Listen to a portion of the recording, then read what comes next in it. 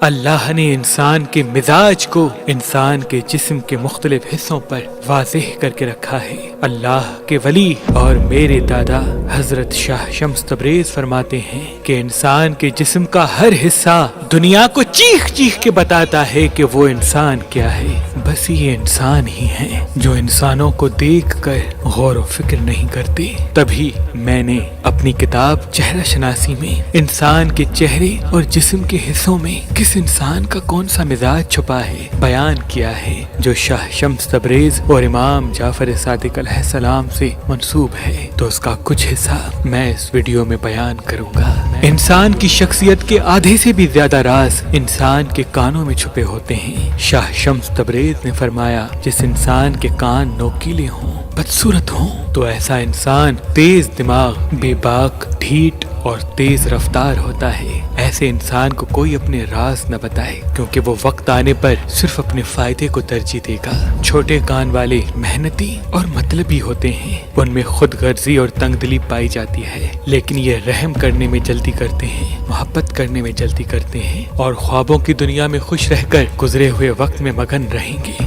جس انسان کے کان بڑے ہوتے ہیں، ان کی سوچ گہری ہوتی ہے، اور ایسے لوگ ثابت قدم رہتے ہیں۔ جیسے جیسے ان کی عمر بڑھتی جاتی ہے، ویسے ویسے ان کے مشورے اور فیصلے آس پاس کے لوگوں کو فائدہ دیتے ہیں۔ اور جس انسان کے کانوں کے آس پاس بال ہوتے ہیں، ایسے لوگ محنتی تو ہوتے ہیں، لیکن اپنی زیادہ تر توانائی فضول کاموں میں خرچ کر دیتے ہیں۔ جب تک یہ لوگ اپنی نفسانی خواہشات کو کم نہیں کریں گے، تب تک ان کی منزل واضح نہیں ہوگی۔ جس انسان کے کان زیادہ گوشت والے ہوں، ایسا شخص کھانے پینے کا شوقین ہوگا۔ ان کا مستقل مزاج ہونا ان کی منزل کو واضح کرے گا۔ چپکے ہوئے کان ایسے لوگ مالک کے لیے وفادار ہوتے ہیں اور خاندانی تعلقات کو مضبوط نبھاتے ہیں۔ اچھے اور بھاری کان خوش مزاجی کی علامت ہیں۔ اس طرح کے لوگ زیادہ مال و ملکیت اور اچھے تعلقات قائم کرنے میں ماہر ہوتے ہیں۔ جس انسان کے کان کا نیچے والا حصہ جھکا ہوا ہوتا ہے، ایسا انسان دوسروں پر بھروسہ جلدی کرتا ہے، اور اسی جلد بازی کے بھروسے کی وجہ سے